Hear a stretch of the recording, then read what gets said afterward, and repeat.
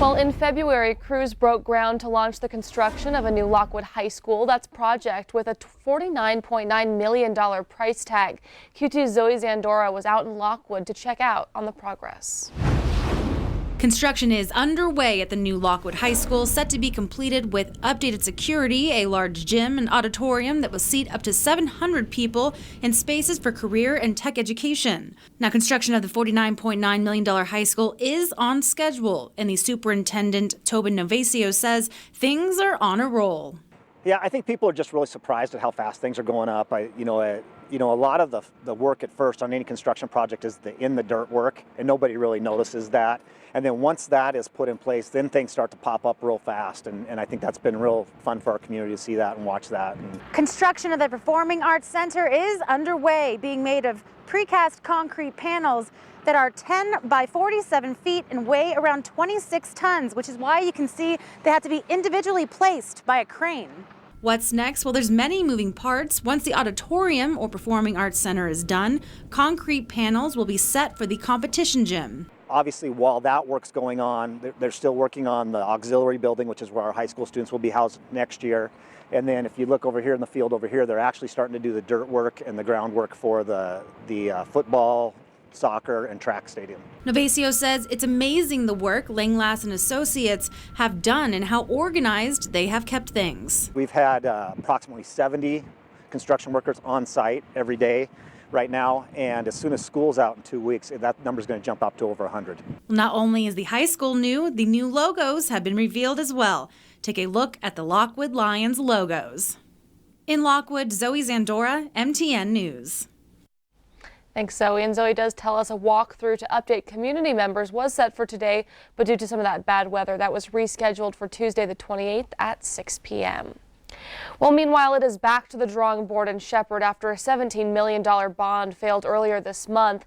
The Shepherd School District will soon ask voters to help fund major improvements to the schools after voters did shoot down that recent ballot levy. A series of meetings over the next couple of weeks will allow the community to express their opinions on the plans and where they believe the district can cut to make the ask a little easier for voters to swallow. The first meeting is tonight at the high school gym. There will be 2 more meetings in the coming weeks as well. The district hopes to have a revised bond in front of voters in the fall. In other news this morning, State Auditor Matt Rosendale is asking legislators to vote to override Governor Bullock's recent veto of a prescription drug bill. Rosendale maintains that the bill will save Montanans millions of dollars on prescription drug costs. Bullock vetoed Senate Bill 71 a week and a half ago. He said the bill that placed restrictions on pharmacy benefit managers could actually lead to higher drug costs for consumers. But because the bill had been approved by at least a 2/3 vote in each house of the legislature, lawmakers will be polled by mail on whether they want to override Bullock's veto. Rosendale, a Republican, says the Democratic governor's veto is based on faulty information and urged lawmakers of both parties to override it. Rosendale on Monday also released a statement from Democratic State Representative Gordon Pearson of Deer Lodge asking fellow lawmakers to override that veto.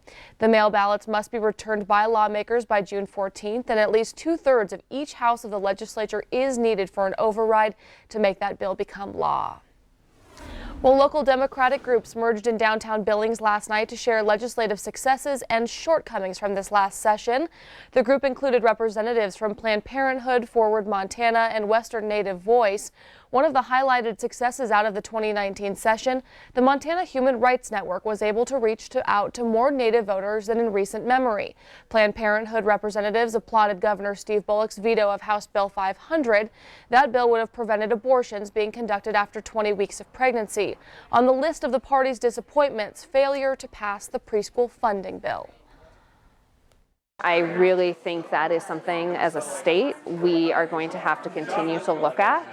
It is, in my mind, a travesty that we were not able to get that done. We have hundreds and thousands of preschoolers and hundreds of families for whom that is critical care. It is really important for setting children up for success in adulthood. They learn important social skills, and the fact that we didn't get it done, and to say nothing of all the teachers that are hired through that we didn't get it done is awful. Representative Kirk Carpenter also praised the Fighting 42, that's a group of Democrats in the House, for a unified effort during the session. Well, each year Montana faces the fear of flames racing through our forests, often taking with them homes or even small communities. Governor Bullock now taking a step to help mitigate wildfire danger in the state. Bullock has created a new council to help examine the current conditions of Montana's forests. The Montana Forest Action Advisory Council will update the state's forest action plan. Council members include timber industry officials, conservationists, and representatives from local, state, federal, and tribal agencies. The group will examine statewide forest conditions and identify priority areas for treatment. Its final report to be delivered to the governor in the fall of 2020.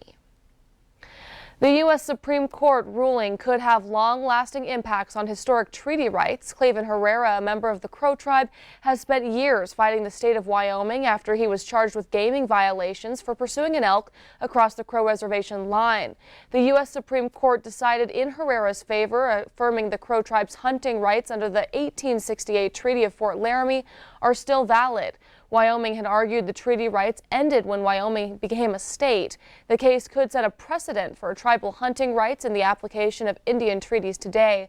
The American Civil Liberty Union called the ruling a huge win for Herrera, the Crow tribe, and tribes across the country.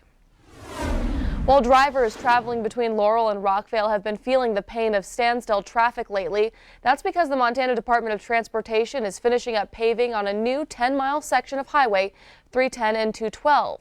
Drivers are being rerouted on the new road and should expect about a 15-minute delay, but the traffic backup will soon come to an end. Weather dependent, MDT plans to have the road complete by June 3rd. The new road does run parallel to the existing stretch but deviates west into the hills. MDT says the road was changed due to continuing growth of traffic and reoccurring crashes on that heavily used route. Well, thank you so much for starting your day with us here on Montana This Morning. Coming up, more than a dozen tornadoes touched down in less than 24 hours. We'll fill you in on that.